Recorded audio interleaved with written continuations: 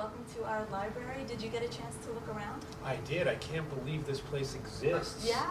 This is so cool. If I would have had this much resources, I would have been down here every day. I feel the same way. It's amazing. Look at all that manga that you can borrow. It's unbelievable, and they've got not only the manga, but like stuff like Hiragana Times. Right, right. Which I read that a lot when I was learning Japanese. Hiragana Times, Yes, okay. it helps. Man, if I'd had a library full of manga when I was in high school, you couldn't have kept me away from this It's place. insane. It's insane. It's so, you know, it's a very nice building. It looks wonderful, and it's in a very good area, and just, I'd be flocking here. Right.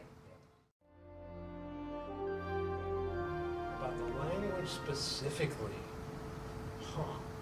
the language specifically, well, one of the things I'm sure you can relate to is that not too many people speak it, Right. and even fewer people read it and write it. So once you do those things, you kind of get this feeling like you can read the secret codes, you know what I mean? Right. And you know, when you can't read it and you go to Japan and you see a sign, and it looks, wow, what's behind that door? And then you learn how to read Japanese and it says, well, air conditioning repair or something like that. Right. But still, just knowing how to read, especially the kanji, gives you kind of a different kind of achievement than you would get, like, for example, if you learn a language that's written in like regular English, like French or Spanish or something. I think it's because of the challenge that I continued, because it seems impossible, so there's got to be a way to crack it. Right. You know what I mean? So it was the challenge that kept me going. Learning the kanji was so, it's like from another world, but when you start learning it, it's just like learning anything else that you would learn, like Right. cooking or learning how to, you know, build something. And you just learn how to do it, and then you do it. So it's not really such a daunting task as it seems.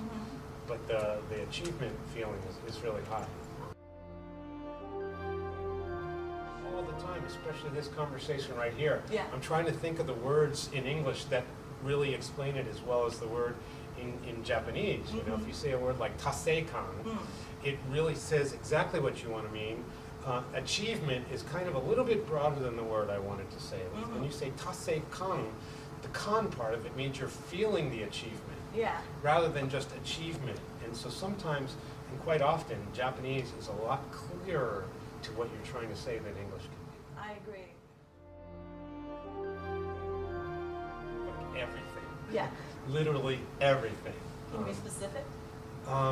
Where do we start? I've done like 700 TV shows, all in Japanese. Well, some in English, but like about 99% in Japanese. Always on the radio, always in magazines, always in newspapers. Designing clothes, of course playing music, which is my real gig. Everything is in Japanese 24 hours a day, and I couldn't even answer an email if I didn't speak Japanese. So anything that you do requires a lot of uchiwase, which means, doesn't, see, here we go again, uchiwase, it kind of means meeting, but it's a little bit deeper than the word for a meeting. It's like you get together and you talk over what needs to be done, and so everything is in Japanese, all the planning is in Japanese. So knowing Japanese has completely allowed me to do every single thing I do over there. That's really great. Plus, nobody speaks English over there, so if you need to go to the bathroom, you have to speak Japanese. Right. So Japanese has helped me use the bathroom everywhere. Yeah, it's funny, I'm sure you can relate to this. When you speak Japanese, you get this kind of cute and polite character. I'm not really that guy. I'm kind of a jerk-off. Okay. But when I speak Japanese, I'm so polite and I'm so nice, and people think I'm so cute. But in English, I'm just your regular, normal Joe down the street.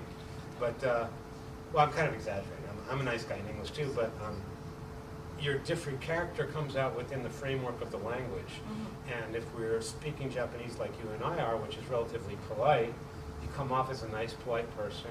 And I don't speak too much slang in Japanese because it just sounds kind of fake. Right. And I try to keep it as normal as possible, as hyojungo as I can. And if I can do that, then, you know, I get my point across and everything's good.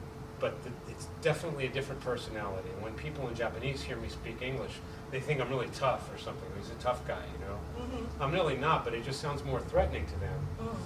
especially compared to my Japanese, which people think is cute, I guess, which I don't want to be known as cute, you know. Well, you're using the desu form, right? No, of course, of course. Okay. So that's sort of a surface thing, but what about on the inside? Have your opinions changed? Has your perspective broadened? Absolutely. Before I started to get into Japanese and start a whole life over there, I was playing music all the time, which I still am, but I mean, 100% of the time, recording, writing, rehearsing, playing live. Recording, writing, rehearsing, playing live.